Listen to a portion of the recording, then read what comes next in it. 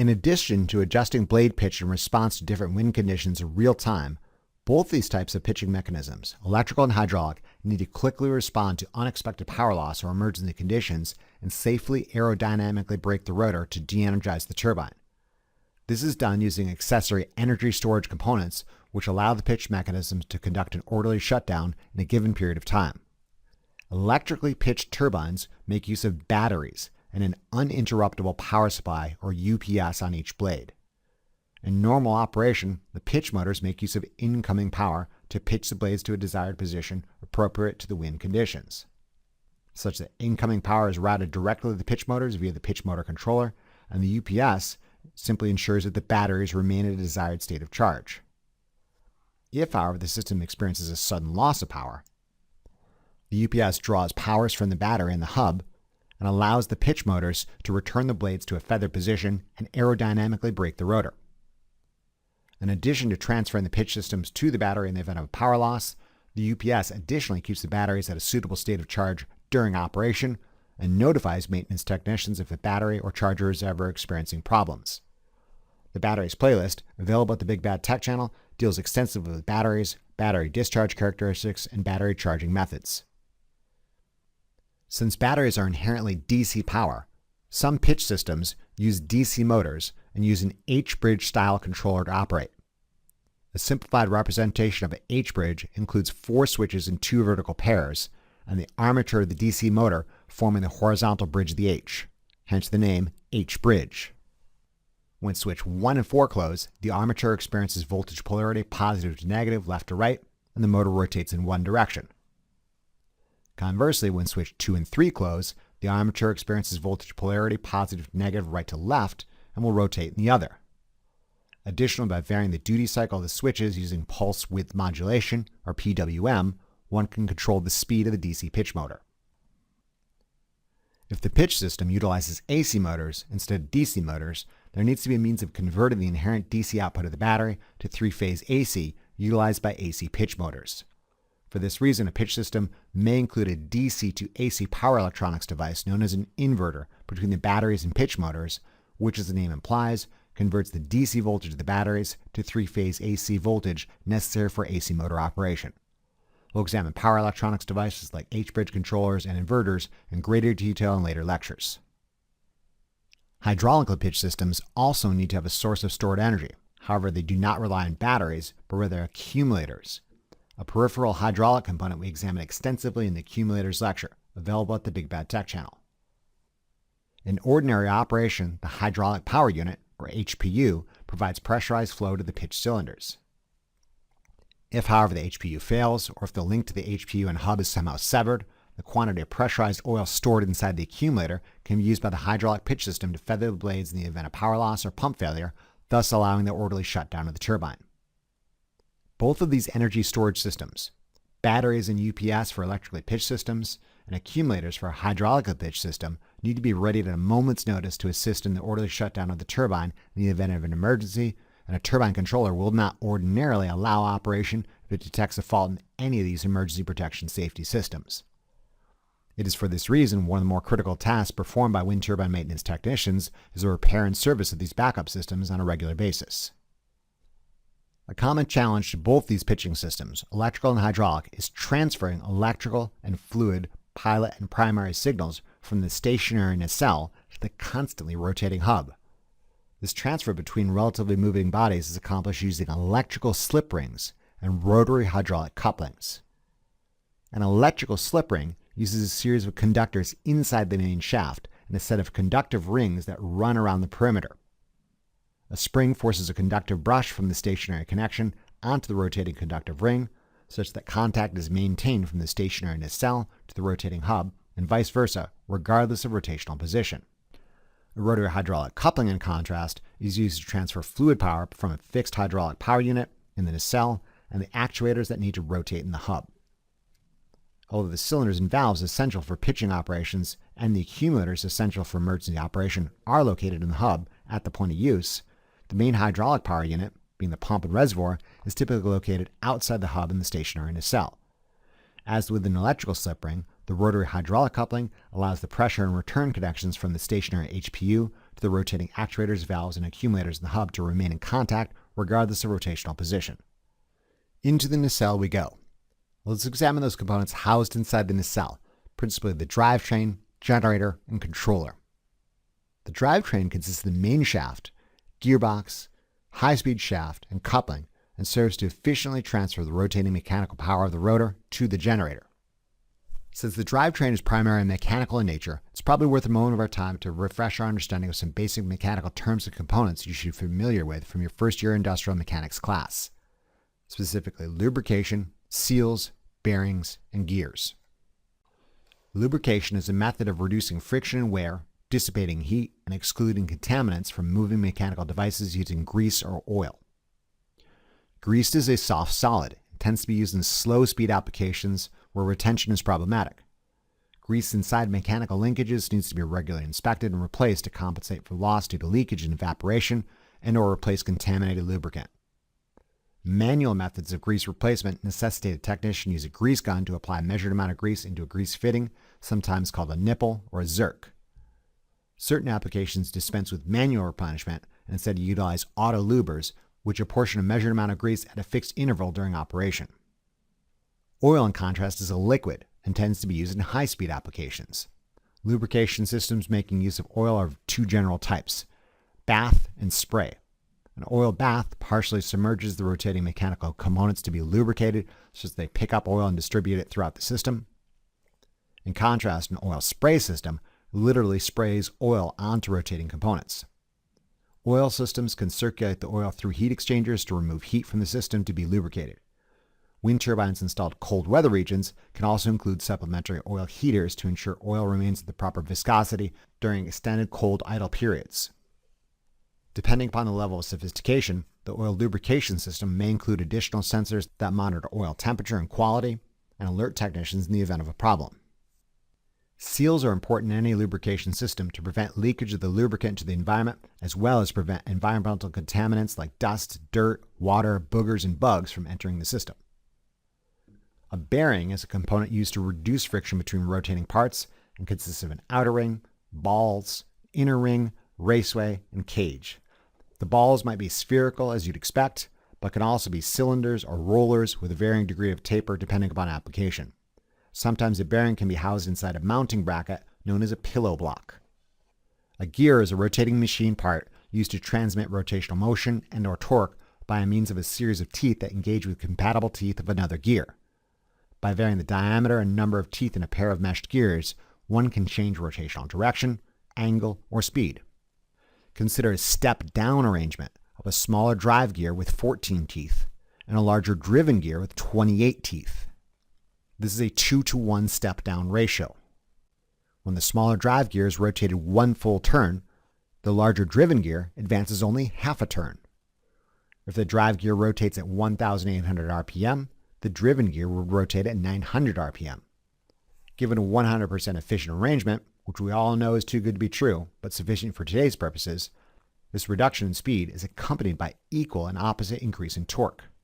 Given mechanical power as torque times speed divided by a constant, if the 14-tooth drive gear was rotated with 1 Newton-meter of torque at 1,800 RPM, this would represent roughly 188.5 watts of mechanical power. Given an assumed 100% efficiency, the driven gear would yield an equal amount of mechanical power of 188.5 watts, only at a lower speed and at proportionally higher torque. Algebraically manipulating the rotating mechanical power formula solving for torque of the driven gear demonstrates the driven gear develops an increased torque of 2 Newton-meters, exactly as we'd expect. If we switch the arrangement such that the larger gear with more teeth was the drive gear and the smaller gear with less teeth the driven, we could create a step-up gearbox with similar but understandably opposite effects. Consider the large 28-tooth gear being supplied 188.5 watts of mechanical power at 1,800 RPM and 1 Newton-meter of torque. Each full revolution of the 28-tooth drive gear yields 2 revolutions of the smaller 14-tooth driven gear, such that speed is stepped up to 3,600 RPM. This increase in speed is understandably accompanied by an equal and opposite decrease in torque. Assuming 100% efficiency, algebraically manipulating the rotating mechanical power formula solving for torque of the driven gear demonstrates the driven gear develops a decreased torque of 0.5 newton meters, as we might expect. Different gear ratios can be developed with multiple stages or parallel or side-by-side gear sets, such that each stage induces its own exchange of speed and torque. Because these multiple parallel configurations can take up a lot of space, other more compact arrangements of gears, like a planetary gear set, are often employed in wind turbine applications. A planetary gear set is an assembly consisting of a center sun gear, circled by a set of planet gears held in a carrier inside a ring gear. Depending upon the tooth ratio between the meshed gears and which assembly is held stationary and which ones move, the sun, planetary carrier, or ring, different gear ratios can be developed inside the planetary assembly to meet the needs of the application. Thus concludes your review of Industrial Mechanics Systems class. Gears, bearings, seals, and lubrication. Now put all these components together. A gearbox is a combination of gears, shafts, bearings, and seals inside a housing including a lubrication system used to step up or step down speed or torque depending upon application. Those gearboxes we've already discussed in the yaw and pitch system are step-down gearboxes that reduce the speed of the electric motor and increase torque to yaw the nacelle or pitch the blades. In contrast, the main gearbox in a wind turbine nacelle is a step-up gearbox that increases the speed of the main shaft to a speed more appropriate for electrical power generation. The main shaft is supported by one or more pillow block bearings and serves to transfer the low-speed, high-torque output of the rotor to the gearbox. The step-up gearbox exchanges the low-speed, high-torque input of the main shaft for high-speed, comparatively low-torque output. Notice I said comparatively low torque. The high-speed shaft still has sufficient torque to rip your balls right out of your sockets should you or any portion of your protective gear become entangled in it. For this reason, modern industrial wind turbines often include a protective shroud over these moving components. The output high-speed shaft does not normally directly drive the generator, but connects to the generator via an intermediary device called a coupling. The coupling allows the pair to be taken apart for repair and service and compensates for axial, radial, and angular misalignment of the generator and acts as an inexpensive mechanical fuse that ruptures first should either the extremely expensive gearbox or equally expensive generator experience a fault, thus saving the other from the same fate. A common maintenance task for wind turbine technicians is regularly ensuring the gearbox and generator are properly aligned, thus preventing bearing failure, minimizing shaft fatigue, reducing vibrations, and increasing efficiency. When conducting a generator alignment, a technician needs to use specialized measurement equipment and appropriately position the generator inside a spatial region with often very tight tolerances. No easy feat when generators are monstrous in size. The drivetrain includes within it sensors that monitor various aspects of the performance and sends this data to the controller.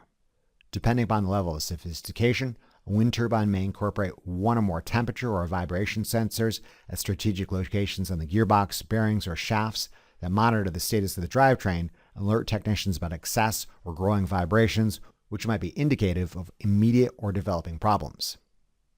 Because there may be occasions in which the turbine rotor and main shaft needs to be stopped and held in a particular orientation, somewhere in the drivetrain, either upstream or downstream of the gearbox, a wind turbine will incorporate a parking brake, which is a hydraulic cylinder housed in a caliper that pushes a high-friction consumable brake pad against a disc. Depending upon design, a wind turbine manufacturer might or might not use something known as a fail-safe brake, which is spring-applied and hydraulically released. During normal operation, a pump provides pressure and lifts the cylinder from the brake pad such that the caliper releases its grip on the disc and allows the main shaft to rotate. When no pressure is applied to the brake cylinder, a spring extends the cylinder and pushes the brake pad against the disc, which stops the main shaft from moving. Spring applied, hydraulically released. In the event of a pump failure or loss of pressure, this type of fail-safe brake decelerates the rotor and holds it in place. This style of brake system may necessitate an accessory hand pump in order to manually release the brakes. In the event the hydraulic power unit is disabled, a technician would manually pressurize the system using the hand pump and then use the manual override to position specific directional control valves in specific positions, thus pressurizing the brake cylinder and releasing the brakes.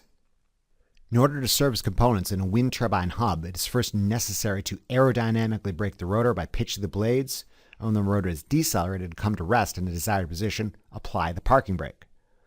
This position is often known as rabbit ears in wind tech slang, which as the name implies positions one blade straight down and two pointed up and out as with the ears of a giant jackrabbit. This is in contrast to candlestick, which is 2 blades down and 1 up. Once effectively braked in rabbit ears position, accessory mechanical locks or hydraulically driven pins can act as mechanical backups to the parking brake. To enter the hub, a technician in the nacelle secures one leg of their fall arrest system to the nacelle anchors, exits the nacelle roof, secures the other leg of the fall arrest system to the hub anchors, detaches themselves from the nacelle anchor, opens the hub access door between the blades, enters the hub, and then performs the necessary service in a not quite crouched, not quite standing position, and then reverses the procedure to exit and return to the nacelle. This 100% tie-off sequence ensures that at no time a technician is ever disconnected from a fall safety system. Other larger, more modern turbines feature reasonably sized passages between the nacelle and hub do not regularly necessitate technicians exit the nacelle. Let's now take a look at the generator. The generator converts rotating mechanical power input to electrical power output. Given wind is a non-dispatchable, intermittent, and variable renewable resource, rotational speed of the drivetrain can and does experience momentary ups and downs as the blades are progressively pitched forward and back in response to fluctuating input conditions. For this reason, most wind turbines need to employ generators compatible with variable speed prime movers, like comparatively simple induction generators or slightly more complicated doubly fed induction generators with partial conversion. Viewers will recall we discussed induction and doubly fed induction generation in greater detail in the Motors and Generators playlist available at the Big Bad Tech channel, but it's perhaps worth summarizing their basic operation here at least briefly. Induction generators necessitate connection to existing three-phase AC power, hence the phrase, "it takes power to make power." Given a specified number of pole pairs at a fixed excitation frequency, there exists a rotating magnetic field in the stator that rotates at the calculable synchronous speed. If an external prime mover has sufficient mechanical power to move the rotor faster than the synchronous speed, the stator will still consume reactive power to establish the rotating magnetic field as previously. However, it will start to export real electrical power.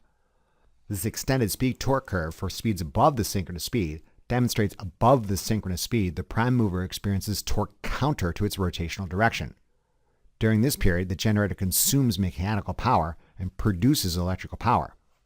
If we overlay a plot of mechanical power, the product of speed and torque on this plot, you'll notice there's a region of peak negative mechanical power production, which is just a silly way of saying peak mechanical power consumption. Presuming peak mechanical power consumption directly correlates to peak electrical power production, the turbine control system ideally keeps the generator in this region of peak electrical power production. If wind speed slows down, it pitches the blades forward to capture more wind and speed the generator back up. Conversely, if the wind speeds up, it pitches the blades back to shed wind and slow the generators down. Depending upon design, an induction generator might experience peak electrical power output at a speed maybe 2 to 3% above synchronous speed, where this differential is referred to as slip. A word on slip. Consider how elements in the drivetrain, specifically the speed of the main shaft and the gear ratio of the gearbox, influence generation speed. Consider a 2-pole pair per phase generator in a 60 Hz AC system. The synchronous speed formula demonstrates this results in a synchronous speed of 1,800 RPM. Let's say peak electrical power output occurs at a plus 2.5% slip. This is a speed of 1845 RPM. Let's say we want the rotor speed not to exceed 25 RPM. 25 RPM in, 1845 RPM out represents a roughly 1 to 74 step-up ratio. Now, consider how the number of pole pairs per phase on the generator may influence the choice of gear ratio. Let's say we swapped out the smaller 2-pole pair per phase generator for a slightly larger 3-pole pair per phase generator. This necessitates we also change the gearbox. The synchronous speed formula demonstrates a 3-pole pair per phase generator in a 60 Hz AC system has a synchronous speed of 1,200 RPM. Let's again say peak electrical power output occurs at positive 2.5%. This is a speed of 1230 RPM. Let's again say we want the rotor speed not to exceed 25 RPM. 25 RPM in, 1230 RPM out. This represents a roughly 1 to 49 step-up ratio. Long story short, generator electrical specifications influence mechanical specifications within the drivetrain. You will additionally note a larger generator necessitated a smaller gearbox. We'll discuss the extremes of this relationship in a minute after we compare and contrast different generation schemes. Returning to induction generators, you'll recall induction generators, while simple and inexpensive and allowing generation at variable speeds, do have their flaws, principally because they necessitate the constant consumption of reactive power in order to create the rotating magnetic field central to the use. For this reason, other generation methods might yield better results. Let's jump to the opposite extreme and consider synchronous generation, which might be a bridge too far. Viewers will recall synchronous generators must be constant speed generators, which necessitate the rotor rotate at exactly at synchronous speed, but by varying field current, one can adjust reactive power requirements. In a perfect world, we might expect the blade pitch mechanisms to operate at lightning speeds and instantaneously respond to any changes in wind conditions, thus keeping rotational speed constant regardless of input conditions. In a perfect world, we might even hope that wind blew at a constant velocity from a known direction all day, every day. This is obviously too much to ask of the real world, where wind is known to ramp up, ramp down, change direction, disappear altogether, and suddenly roar to storm-like conditions with little or no warning. This means traditional synchronous generation is off the table. If you really had to use a wind turbine to generate synchronously, often the only way to do so might be through what's known as full conversion, where the wind turbine runs at whatever speed is suitable for the conditions and the generator outputs wild three-phase AC. That is, three-phase AC without regard to voltage magnitude, frequency, phase shift, or phase sequence. And this wild three-phase AC is entirely rectified to DC and then inverted into grid-compliant three-phase AC with a proper voltage magnitude, frequency, phase sequence, and phase shift, suitable for export by a power electronics device known as an inverter. The principal issue with synchronous generation with full conversion is that full conversion is super expensive, given the power electronics hardware central to this method must be sized to transfer all of the electrical power produced. This is to suggest that while the opposite extremes, asynchronous and synchronous generation with full conversion, are possible and are employed, there might be better, more appropriate methods that represent a mixture of the best of these two approaches. I am, of course, referring to doubly fed induction generation, which can generate at variable rotational speeds and manage reactive power requirements. It truly is the best of both worlds. We recall a doubly fed induction generator, when it is rotating at the synchronous speed, can excite the rotor with DC, as with traditional synchronous generation. However, if the rotor slows down, a power electronics device on the rotor can excite the rotor electromagnet with variable frequency AC traveling in the same direction, such that the rotor electromagnet remains in synchronization with the stator. This below synchronous speed mode is called hyposynchronous operation. Conversely, if the rotor speeds up above synchronous speeds, the rotor electromagnet can be excited with variable frequency AC in the opposite direction, such that again the rotor electromagnet remains in synchronization with the stator. This above synchronous speed mode is called hypersynchronous operation. As with the synchronous generator, in all three modes, hypo, hyper, and synchronous, rotor excitation current magnitude can be managed such that it influences reactive power requirements.